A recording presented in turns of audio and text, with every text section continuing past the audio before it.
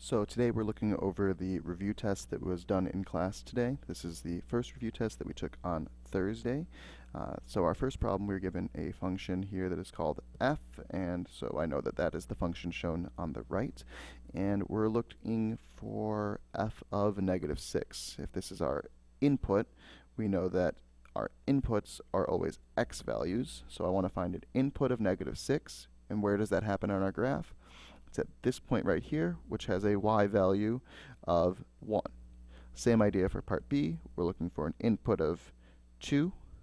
We see we have a y value of -4. Part C and D are the opposite process. Here we're told that we have an output of 8, and we're asked what input could give us that. So we look for an output, which is our y value, and we see that happens once on the right at an x value of 10, and we can look to the left and see that that does not happen. So I have one answer. For part D, our output value is -4. Again, we're looking for a y value of -4. And as I look across the graph, I notice there are two answers. There's one answer that has an x value of 2, and another answer when x is 4. The last portion of the question asks to find the domain and range. Domain is looking for x values. Range is looking for y values. And I want to know what x values are allowed to be used in this function, which of them show up on the graph. So I look at my graph and I say, well, let's start on the left. What is the very first x value? There's no value for x when it's -11 or -10 or -9.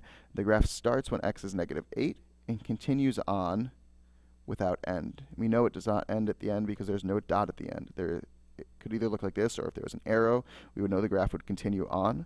So I say that x begins or has a smallest value or is always greater than -8 and goes on without end to infinity.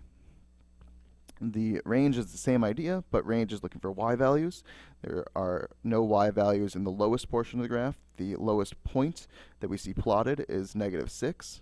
And the graph continues on upward without end due to the graph not having a dot at the end. It's not closed, it continues. So we say that y values begin or are always greater than -6 and continue without bound to infinity.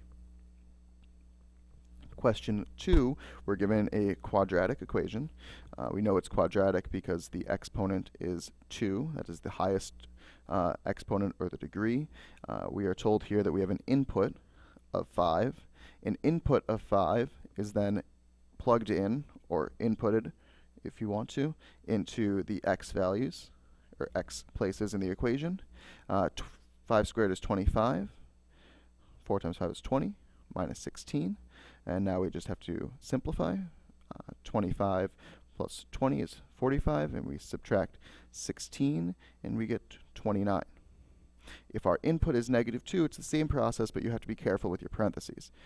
When I plug -2 in, I don't want to write -2 squared. That's a little bit confusing about whether or not it's 2 squared and then negative, or if it's -2 quantity squared. So we want to put that in parentheses. You could do that all along in A if it makes it easier to follow through. Same thing here. So we've just plugged in wherever we saw an x in the equation with a -2. -2 squared is 4. 4 times -2 is -8. And then we have our minus 16. We have -4 minus 16 is -20. To find the vertex of this parabola, what I'm going to do is to take our equation, which is in standard form, and convert it to vertex form, which looks different but contains the same graph, just more different information readily available. We know that in vertex form, the number inside the parentheses comes from half of the coefficient of x. So 4 divided by 2 is 2. It was plus 4, so it will be plus 2. And I know that what I like to do is think about what would I add here for this x plus 2 quantity squared. So remember, x plus 2 squared is x squared plus 4x plus 4. our equation in standard form doesn't have that plus 4. So I'm going to put the plus 4 in its place. I had the minus 16, but I can't just add 4 to the equation. That would change it. So I also subtract 4, and that undoes the change that I made. The first three terms here are the same as x plus 2 squared. And we also have this minus 20 remaining on the outside. Now our equation from vertex form tells us the vertex is negative 2, negative 20.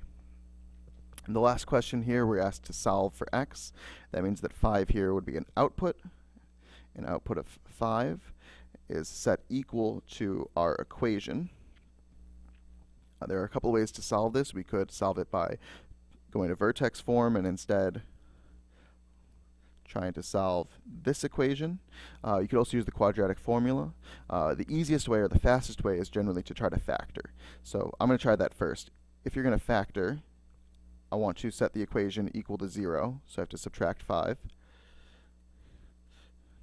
And if we're factoring, I want to find numbers that multiply to negative 21 and add to positive 4. You can spend a little bit of time thinking about the numbers that might work for that. The two that end up working are x plus 7 and minus 3. 7 times negative 3 is negative 21. 7 minus 3 is 4. And I want to think about what could I plug in for x to make each factor 0. Well, negative 7 plus 7 would be 0. Or if I plug in 3 and then subtract 3, I would get 0. Those are my two answers. I could also do this by going from vertex form, which we found in part C. I would add 20.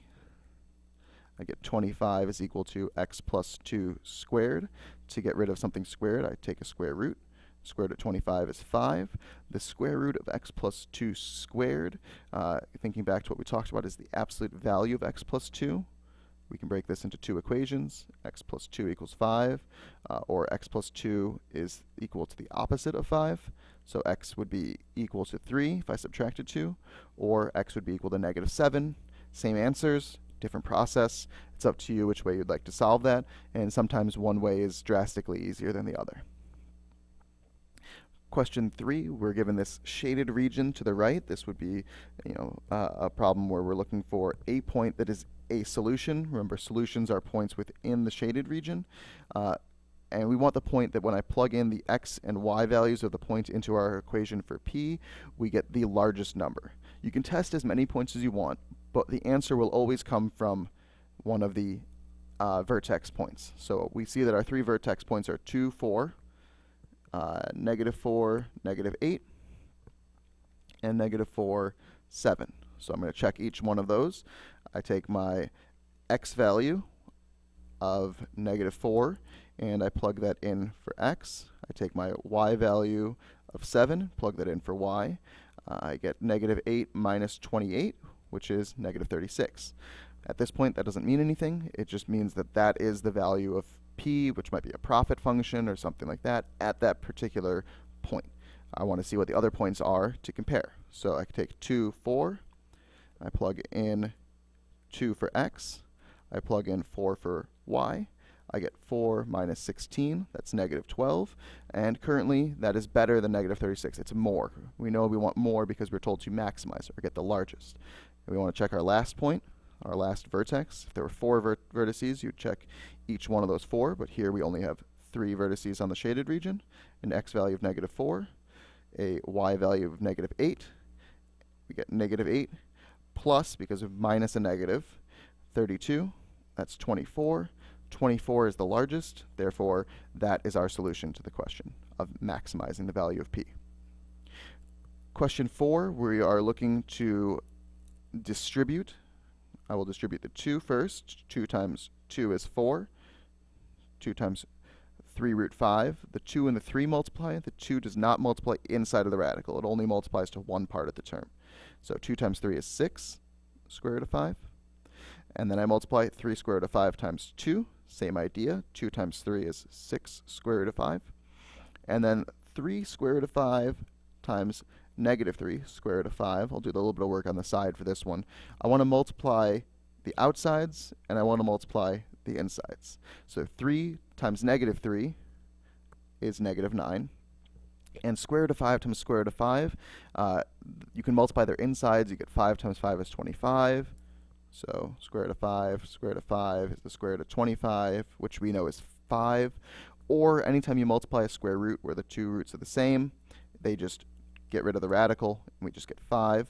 I want to simplify from this point. So 4 minus, this is 45, is negative 41. 6 root 5 and negative 6 root 5, they cancel. That is our final answer. 48, we are looking to take the square root of 48. I don't know the square root of 48. It's smaller than 7, bigger than 6, but it's a decimal. So what I want to do is reduce it. I want to find a number that I do know the square root of, and then make it multiply to 48. So for example, 16 times 3 is 48, and I know that the square root of 16 is 4. And the square root of 3 I don't know, so it stays inside, and that is our answer. C is similar to A. It repeats some of those ideas from A, but it also uses some of the ideas for B. So I'm going to do some simplifying first. The square root of 64 is 8. 32 is 16 times 2. I know the square root of 16 is 4. The square root of 2 I don't know. It stays inside. Square root of 49 is 7. 50 is 25 times 2. Square root of 25 is 5. The 2 I don't know the square root of. It stays inside. And now I multiply just like in A. 8 times 7, 56.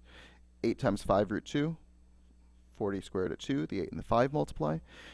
4 root 2 times 7, the 4 and the 7 multiply, 28 square root of 2. And then 4 root 2 times 5 root 2, the 4 and the 5 multiply, and I get 20. Square root of 2 times the square root of 2, just like above with the 5s from part A, square root of 2 times the square root of 2 is 2. So I have 56 plus 40, that's 96. And 40 root 2 and 28 root 2 is 68 square root of 2. Last question on this page. I'm looking to solve the system. I like to look for whether or not to use elimination or substitution. I don't have x equals or y equals, so I don't think I'll use substitution. I'll use elimination. I want to find a way to cancel out either the x's or the y's. I notice that the y's are opposite signs. I have a minus and a plus. I just want to make them have the same number. So right now I could take the 6 and try to turn it into a 2, but it's going to be easier to take the 2 and multiply it by 3. That way they'll both be 6. So I didn't change the top equation. The bottom equation I multiplied everything by 3. And now I have negative 6 and positive 6. Add the two equations together. The y's cancel. Divide by 15. I get that x is equal to 2. I want to get a solution to the system, so I have x and y. So I'm going to take my x value and plug it back into either equation. I pick the top one.